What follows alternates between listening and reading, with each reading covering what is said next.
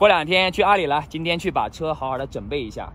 我的车前面避震老是咯噔咯噔的，异响特别严重。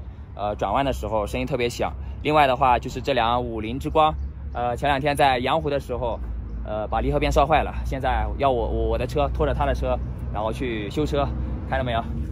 这玩意儿车牌都被拖掉下来了。好了，现在出发。摸弹簧，那谁摸的弹簧？很明显的嘛。减震上舵出问题了。那现在这个是要换轴承，这里换这个盖子。哦，换这个盖子是吧？我直接去买。啊，你去买一个。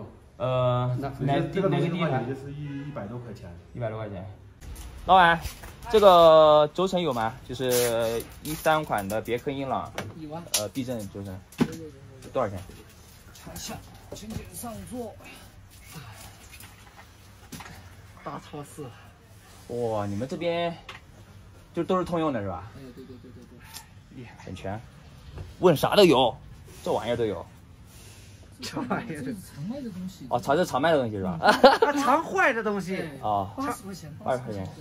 好，行，我来付钱，80。拿几个？便宜，一个。好。很便宜啊，80块钱，哇！你这便宜，真便宜。我去，下雪啦！没声音了。哎呀，终于修好了！我的天哪，这个原因真的困扰我1个月了，终于修好了。这边师傅就收了100块钱工时费，然后那个轴承的话是80块钱。来了几趟西藏之后，修了几次车，现在感觉我已经有一点会修车了啊。